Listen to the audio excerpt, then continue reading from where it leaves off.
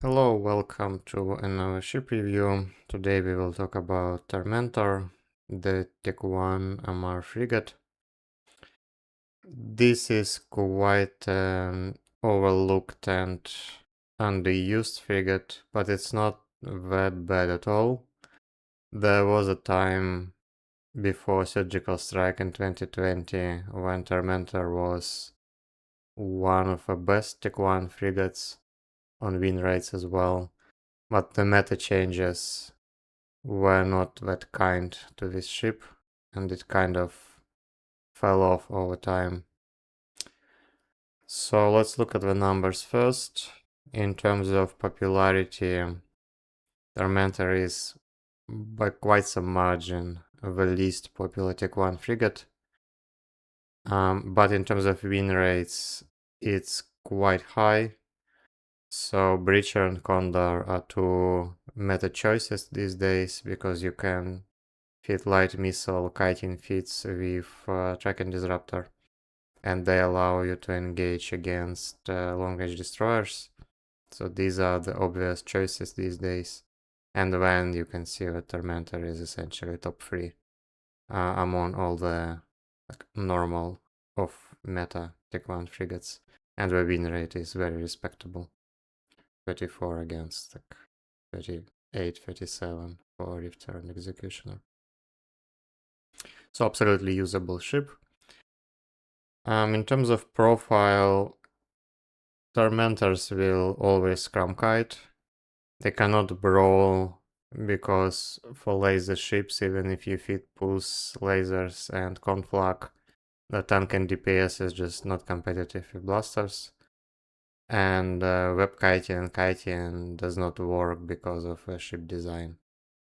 So it's always scrum kiting feats. You can do both pulse and beams, but I would say these days it's 80 to 90% beams. Again, just because of how the meta works. If you feed scrum kiter fit with pulses, when you have to use Scorch, and the DPS at scrum range with Scorch is just not competitive compared to Rage rockets, for example. So it's 80 to 90% beams. And if we look at the engagement map, your engagement profile is primarily Tech 1 frigates. Tormentor can fight just fine against any Tech 1 frigate. And you can also fight some Tech 1 destroyers. Primarily you're looking at close range Tech 1 destroyers, and ideally you want to be in position. So Tormentor can fight stuff like autocannon thrashers, blaster catalysts, and so on, especially if you're in position. It will be a bit challenging if the destroyer pilot knows what to do and immediately loads long range ammo, but it's doable. Against Navy frigates, it's quite difficult. As usual, the main problem with Tech 1 frigate against Navy frigate matchups is that your control is not sufficient. Tormentor, as many other Tech 1 frigates, has only 3 slots, 3 medium slots. So you have only one web, and the vast majority of Navy frigates will have 2 webs. So you will lose control, and without control, it comes down to tank and DPS against, even if you fight against Scrum Kiter. And obviously, you cannot win on tank to DPS against Navy frigates because Navy frigates are just straightforward upgrade to Tech 1. So in order to win these asymmetrical matchups, you need to engage in like asymmetrical archetypes. For example, Scrum Kite against a Brawler, when it will work. But since you don't have control, it does not really work. There are a couple of matchups that are doable, like fighting against Comet if you are in position, maybe. But overall, not really. And I would say 20% win rate that you see here is quite fair. Okay, so let's look at the feats next. Okay, I will show you two feats. One is the classic one that has been used for many years, and the other is a newer version that became possible after one of the recent rebalances. It doesn't mean that the newer one is better, it's just a viable alternative. Okay, so the classic one is this feat. This is 3 beams AB Scrum Web. And then one point of discussion is the fourth medium slot. You don't really have enough CPU to fit something like a plate in this configuration. So your choices are between like armor layering, overdrive or nano. I like overdrive the most because it gives you the highest control and scrum range, and you do not sacrifice anything really. With nano, it does not make a lot of sense because you are hull tanking, and then nano reduces the number of hull points. So I feel like not the best compared to overdrive. And armor tanking, like armor layering, again, it does not give you that much tank since the majority of your hit points will be in hull. So this is why I like overdrive. And rigs are typical for hull tanking frigates. It's double bulkhead plus Tech 2 damage rig. Tech 2 damage rigs are quite cheap, so you can fit them even on Tech 1 frigate. And it works fine in terms of cost and efficiency. The biggest advantage of this feat is the damage output. So you have 210 before hit. This is on par, if not higher, than DPS of Scrum Kiting Navy frigates. For example, you will out DPS Hookbill, even with raging missiles. The downsides are only one web.